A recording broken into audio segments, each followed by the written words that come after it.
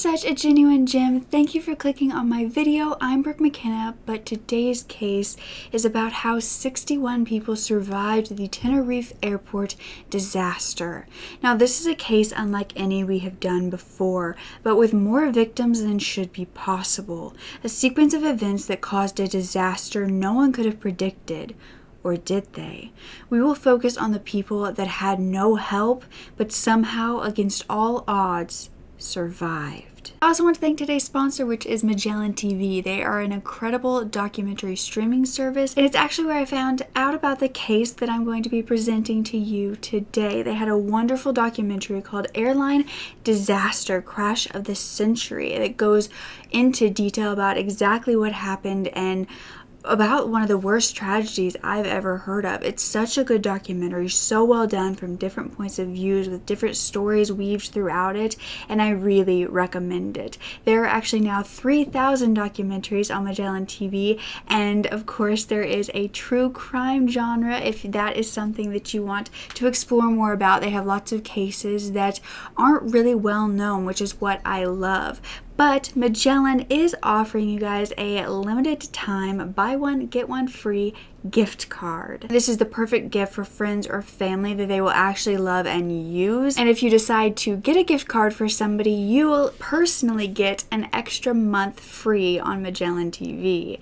I think that it's such a wonderful deal, and I'm so excited to be able to share it with all of you. So if you would like to try out Magellan TV or purchase one of these gift cards, all you have to do is click the link in my description or go to try.magellantv.com/Brooke McKenna. And thank you to Magellan TV for sponsoring this portion of the video. Now let's get back to this story.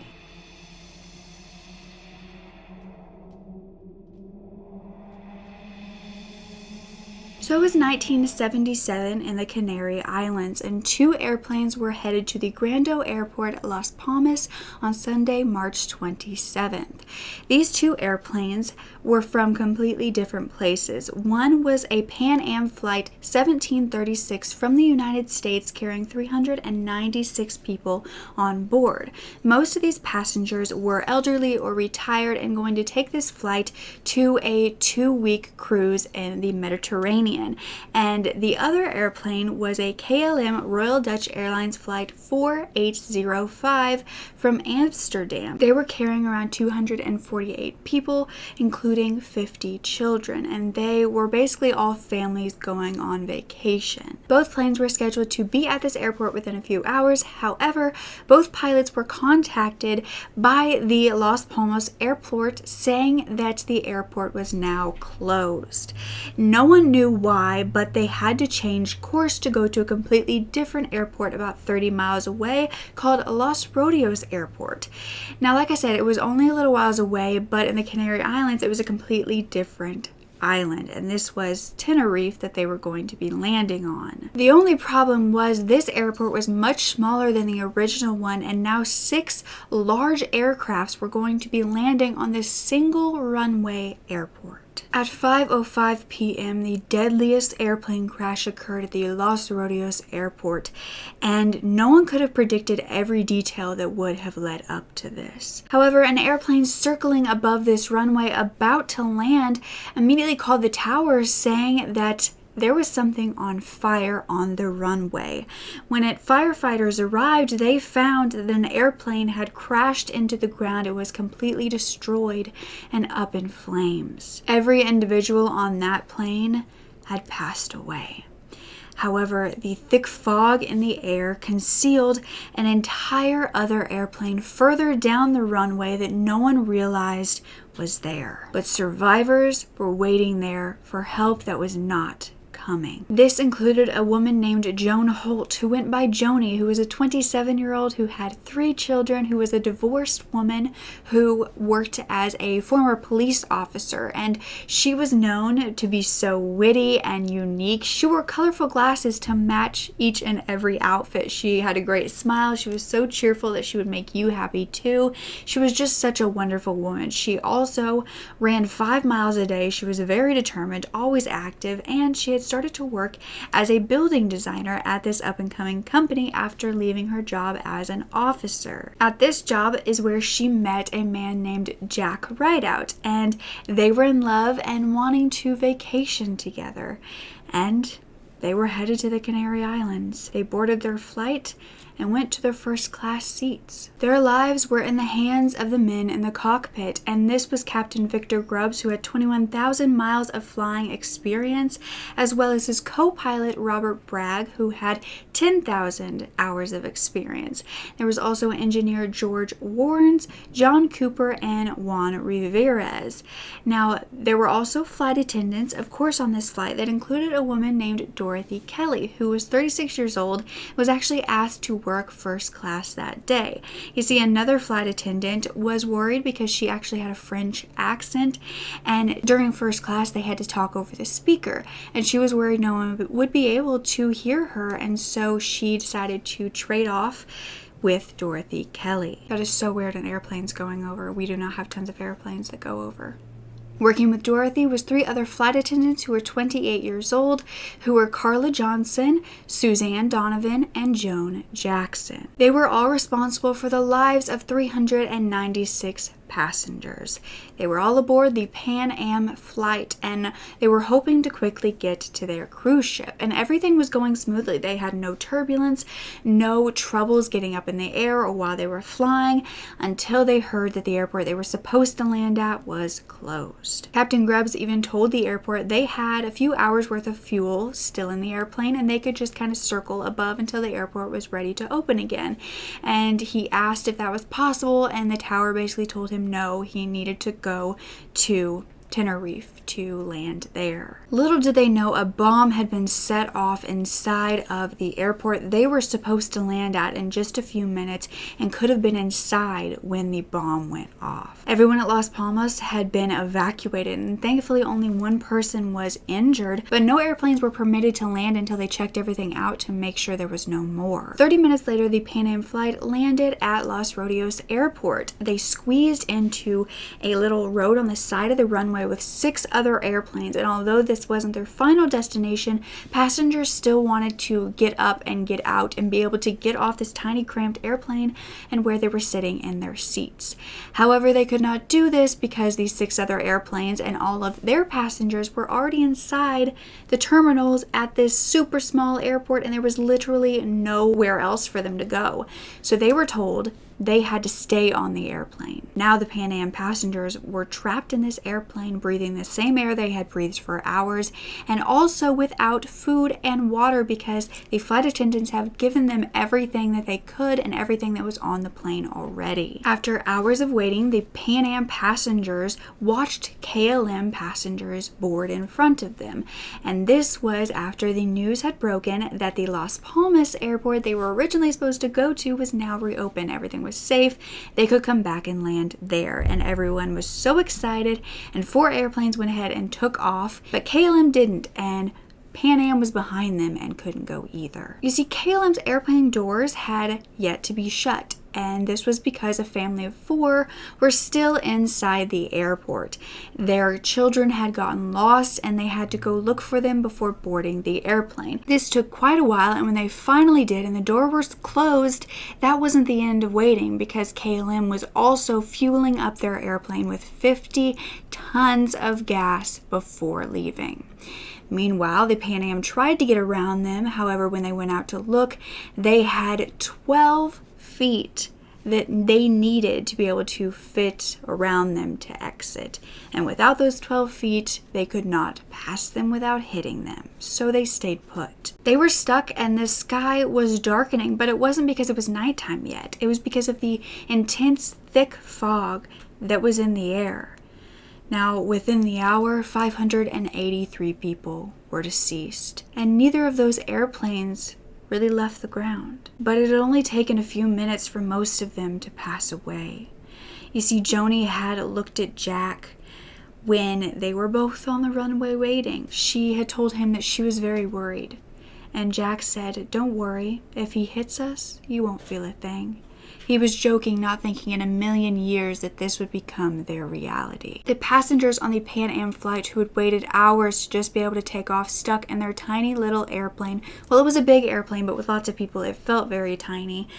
They said that all of a sudden, when they were finally getting to a point when they thought they were going to be able to leave and start their vacation once again, there was a noise that sounded like an explosion, lots of wind, and then suddenly things were flying. Everyone around the cabin just saw in slow motion as things were moving in directions they shouldn't have been when they hadn't left the ground yet. Everyone began to believe that a bomb had just exploded on board, and suddenly the roof above them disappeared. Little fires began everywhere all over the plane, and they were just getting bigger, and people had suddenly disappeared. Joni and Jack were shocked to be alive after this happened, and they realized that a lounge that was upstairs on the airplane was completely gone. Nothing that was once in that lounge was there, including the people. The woman seated in front of them had been cut in half by her seat belt. Another woman who was seated in another seat had curlers in her hair and was on fire.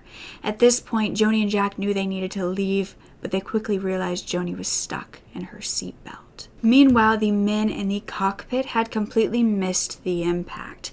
You see, they felt this big blow, but everything seemed normal to them up there in the cockpit, so they just thought that that was, the wind of KLM taking off, and that they had completely missed their plane. However, they had no idea it had actually taken the entire top of their airplane off after hitting them. They did realize quickly enough when they looked up to switch some controls and talk to the tower and realized there were no controls because the whole roof was gone. The entire plane was also in flames.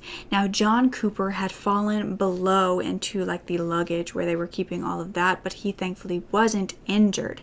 Now, he got out and helped Juan get others out before a fire exploded even more of the airplane and they got out themselves. George Warrens tried to get out through the emergency exit or the real door, but it was gone, so he went to first class and there happened to be an opening where he slipped out of. There were people running everywhere, people blocking the aisle. Nobody knew where to go because the original doors were crumpled in the debris, and it was hard to get through the airplane that was on fire and full of different debris from the roof that had caved in. The first people off the plane, though, weren't the crew members. It was actually a couple named Caroline and Warren Hopkins who decided to start climbing over seats because everyone congregated in the aisles and they thought they needed to get out. So they were climbing over seats and they actually saw a hole in the roof and ended up launching themselves out of it, falling down the airplane, which is like a 2-story building, and running across the grass. The flight attendants were battling saving themselves and saving all of their passengers. They knew that what they needed to do was save their passengers, but it was extremely hard because the fires continued exploding and it was hard to get to anybody to save them if they hadn't already tried to save themselves. They were also fighting other passengers who were trying to get back on the airplane to save their loved ones or just to save other people, and they were telling them to go, to run. This was kind of situation that was a save yourself type of survival. If you didn't make the moves to get out yourself, it was hard for anybody else to get to you. Flight attendants Suzanne and Joan were actually best friends and roommates. They were working on this flight together and they were trying to help as many people as possible.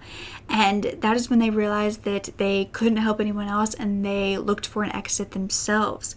Now, miraculously, they found a small hole to jump out of, and Joan kind of went first, and then she realized that Suzanne couldn't get out on her own, so with one arm she pulled Suzanne all the way out of the airplane. It's just kind of a miracle that she was able to do that. They then got to work ushering the survivors who had gotten out away from the airplane because it was just becoming engulfed in flames, but there were still lots of people on board. Meanwhile, Joni had taken off everything she could that could possibly cause her to catch on fire, her rings, her shoes. Jack had finally gotten off her seatbelt and they were moving forward through the debris. Joni said that they knew that they couldn't just sit there and wait for help. They needed to move on their own, and they finally got to a partial exit where a doctor who was one of the passengers who had gotten out was below looking up and said that he would catch her. Joni jumped, and as she slid, her slip caught in the wires on the side of the airplane and she was just dangling there, feet above the ground. She was unable to move. She was stuck to an airplane that was on fire, and after struggling for quite some time in a panic, she finally untangled herself and fell straight to the ground. But unfortunately, the man who said that he would catch her ended up not being able to, and she hurt her foot. But as she decided to start running away from the airplane, she realized that Jack wasn't behind her. Captain Victor Grubbs was nowhere to be found at this point until Flight Attendant Dorothy Kelly saw a man on his knees mumbling. He said he couldn't get himself up, so Dorothy literally pulled him up by his arms and put him onto his feet and made him go outside of the airplane. She then went back to help other passengers get out. Even her coworkers were telling her not to go back in because it wasn't safe, but she felt like it was her duty, and so she continued to help other people. She was said to look like a road runner that was going 50 miles per hour trying to save people, but thankfully the captain and Dorothy both survived. Most of the survivors were standing on the left wing of the plane that was still intact, and they were afraid to jump to the ground because it was such a long distance that they feared that they would break something and then not be able to move away from the airplane. But the problem was they couldn't stay on that wing forever. The airplane was going to explode. The crew began to scream at them all to jump, and one brave woman immediately did, but unfortunately everybody did after her and ended up breaking her back, her legs, and her arm. She did survive, but she was in a horrible condition because people just jumped on top of her and didn't wait for her to move. A man named Maurice Magnanti said that he knew what was happening before the impact ever happened. He just had a feeling. He told his wife next to him he loved her and he gave her a kiss, and the next thing that he knew after the impact was that he saw his wife sitting motionless with blood coming out of her mouth and her nose. She was deceased. But he realized he needed to get out at that point, and he also was dragging his wife so he could at least take her out of the airplane and give her a proper burial. But unfortunately, he couldn't keep a hold of her to get out, and he lost track of her. Once he got out, he tried to go back in for her, but the flight attendants wouldn't let him. A passenger named Norman Williams said that he was sitting next to an elderly woman before the impact, and after it happened, he looked over and she was gone. And so was his partner that he was on the airplane with, suddenly just gone. Norman said he lifted himself through a hole in the ceiling over the edge and then tumbled to the ground. And it was also said that Mario Teisbier watched Norman do this and began to lift himself out as well. But his wife was with him, and so he went to grab her hand and pull her out with him, but the explosion threw him out of the airplane and her back in it, and he could not get her. His wife's name was Irene, and she unfortunately didn't make it because at this moment everyone was screaming that the plane was about to explode. Clara Sennett and her husband Richard survived as well. Clara had to pick Richard up from where he was on his knees praying, and she forced him out of the airplane, and when she fell, she actually broke both of her legs but climbed on her knees to get away from the airplane. Irma Schletz was asleep when the impact happened, and she immediately woke up and saw that her hands were burnt and there was skin hanging off of them, but she didn't waste any time. She grabbed a purse, she went across the seats, and she got out of the airplane. She found an exit and she slid down and ran. It seemed like every survivor had a different story of how they escaped. It wasn't a this is how you do it. It was their survival instincts kicked in, and if an opening was nearby, they got out. Karen Ann and her husband were actually on one of their first trips together, and they had both gotten to an exit. Karen got out, but unfortunately the flames were too high and her husband didn't make it. Karen was actually a doctor who then went into doctor mode trying to help everybody out, but she shortly after went into a coma herself. Linda Daniel was with her parents, who were Jack and Patricia, and they were next to an emergency exit that blew off and they jumped to safety, but her father Jack actually stayed behind for a woman who was asking for help to try to get her out. But an explosion happened in that area and he never came back out. Herbert Waldrip was also on this plane with his wife when he escaped with his wife, and then he looked back and saw that a man named Harold was hanging by his pants on the wing. He had gotten stuck and he couldn't get down, and he decided to run back to this ticking time bomb and help this man survive, and he did.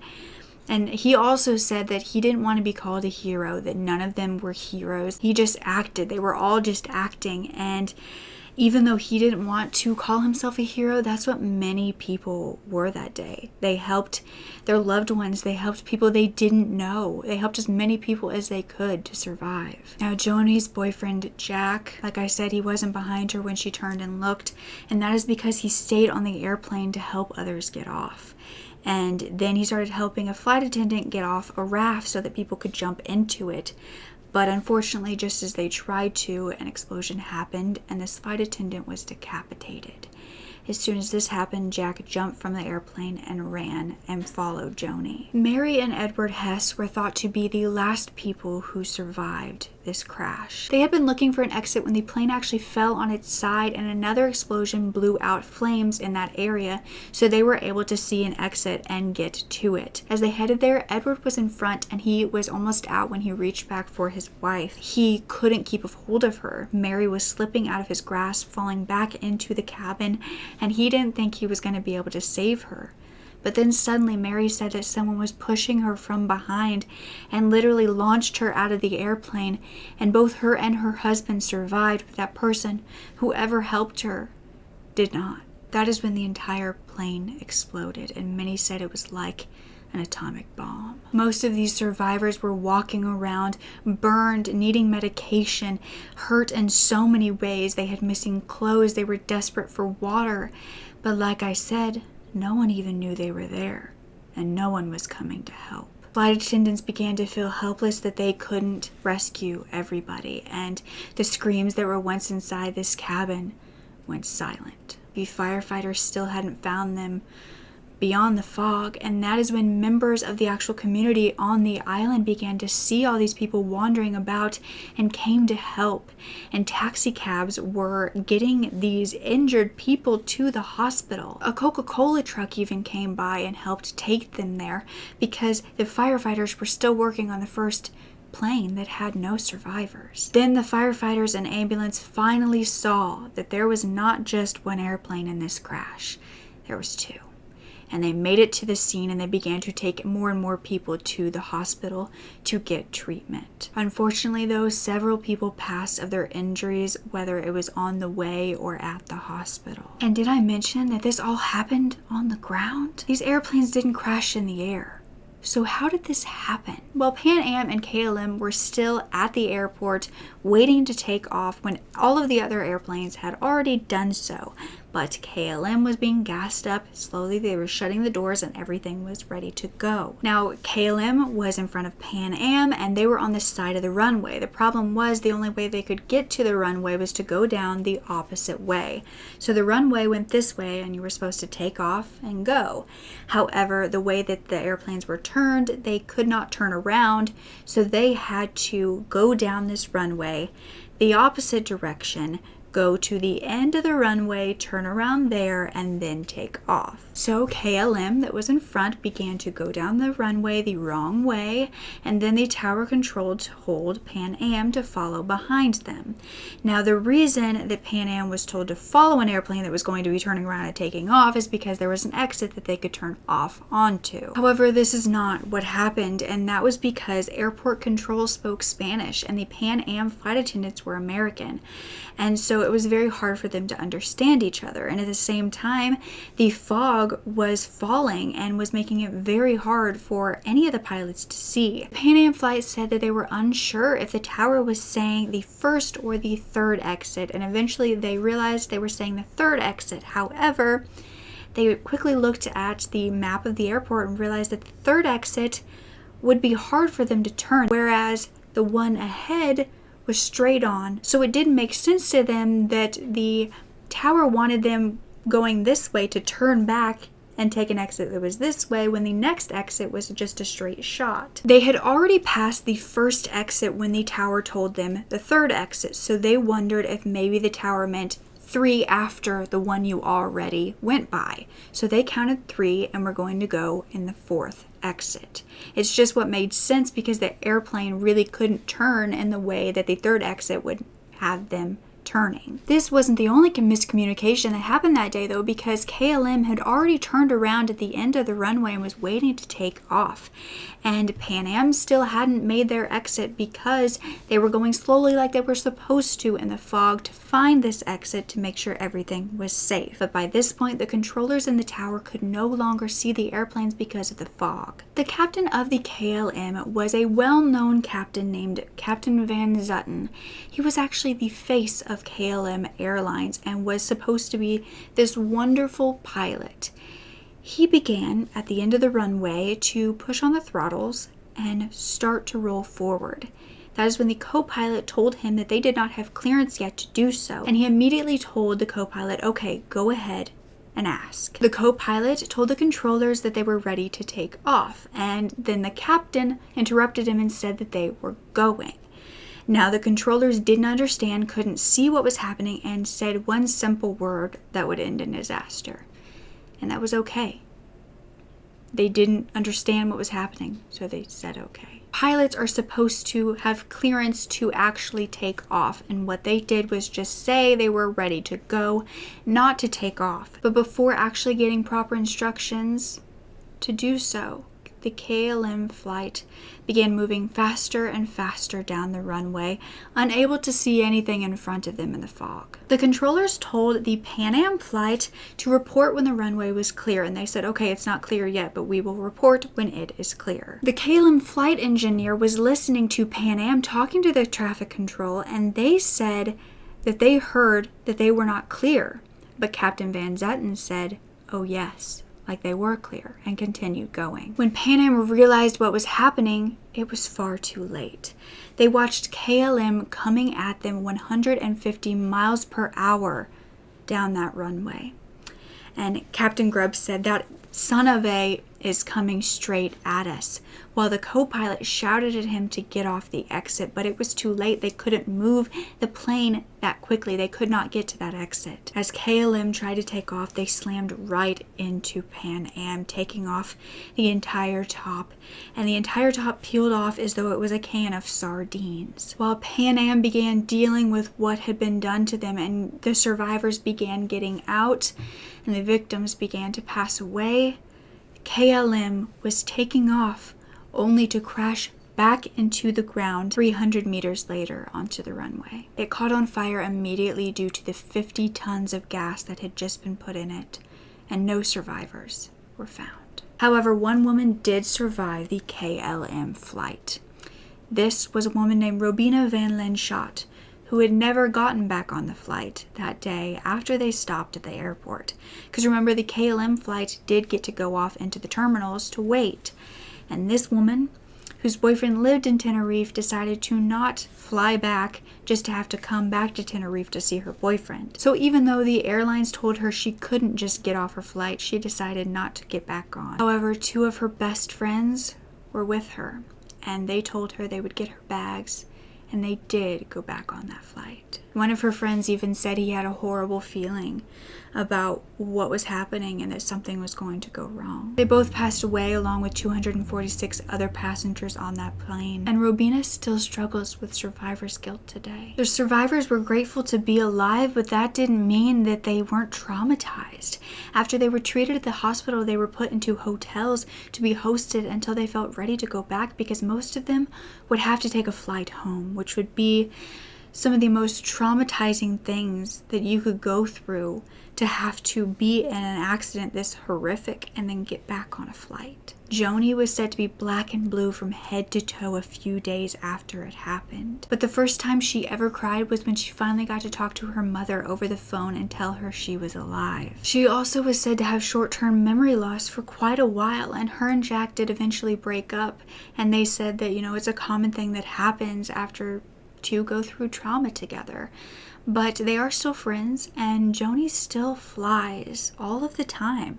But she does get nervous, and she said the thing she gets nervous most about is actually luggage overhead, because it's what was falling on her and what made it hard to get out of that plane when the impact happened. But she says she just feels blessed because she actually doesn't have nightmares, and she has a great life today. Strangely enough, her boss and 5 others died in a private plane crash years later. One of the flight attendants we talked about, named Dorothy Kelly, went to the hospital to take care of all the passengers, and she helped identify them, to give them what they needed.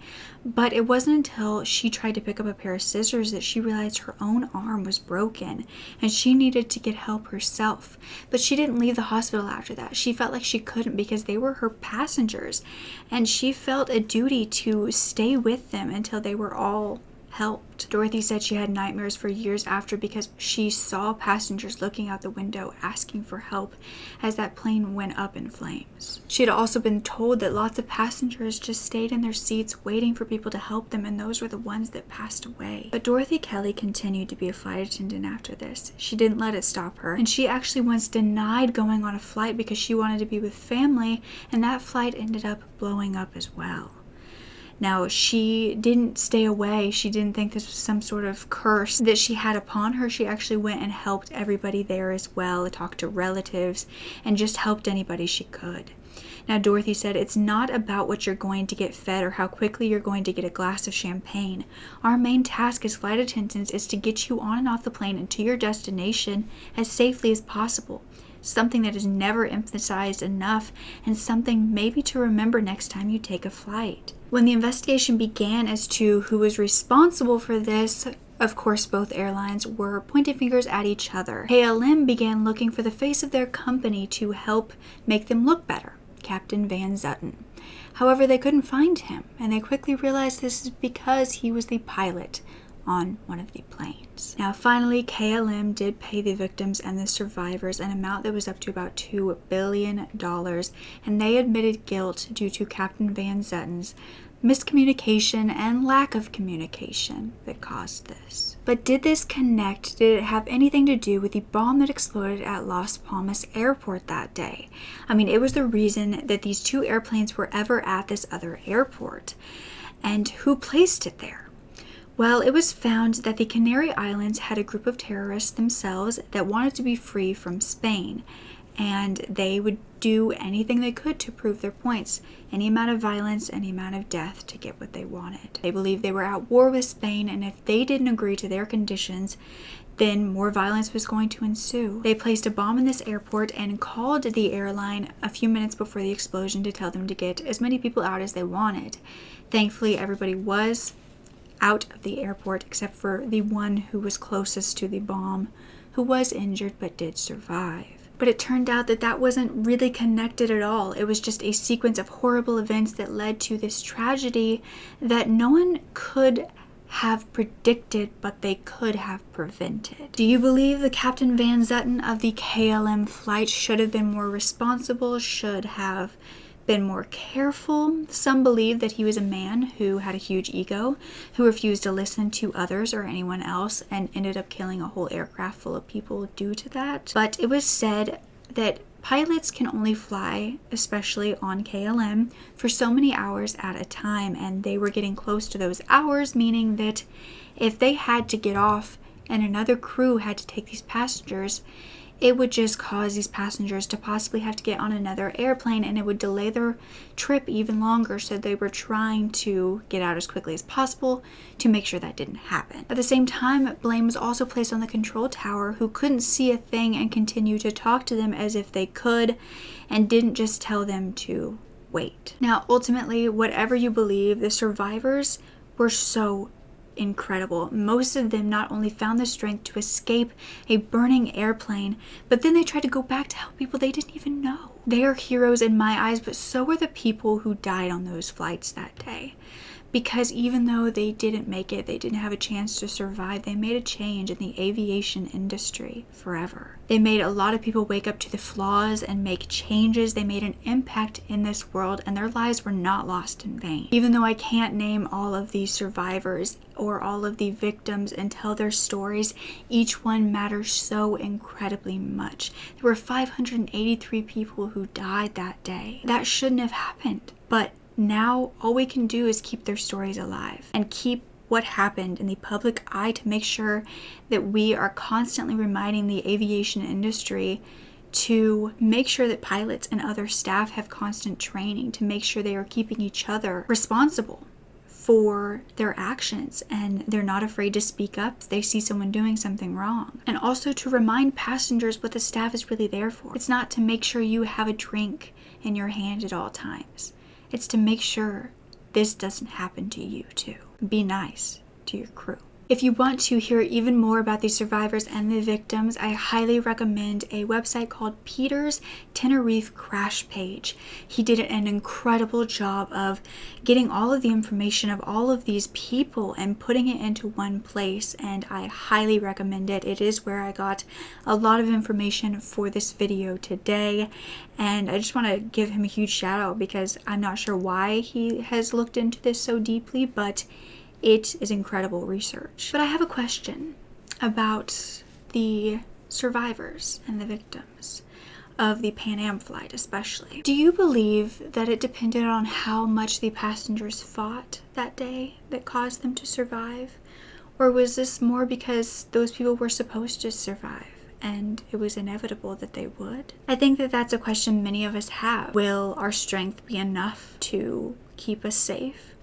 Or is it out of our hands what happens to us? All I know is that you are not weak, and all you can do is try your best, fight with every ounce of your being, and know that what you're going through is not your fault. I'm so grateful to be able to share this survivor story because I know I talked to you guys a lot about murder case survivors or kidnapping survivors, and they are incredibly strong, but I think people like this are just as incredibly strong, and they deserve the recognition as well. So I hope that even though it's not technically a true crime case, it did involve a bombing and negligence, but even though it's not exactly what I always do on my channel, I hope that you enjoyed it and learned a little bit about the survivors and what they went through. So don't ever forget to speak up. Your voice is powerful enough, and I love you to absolute pieces. Okay, bye.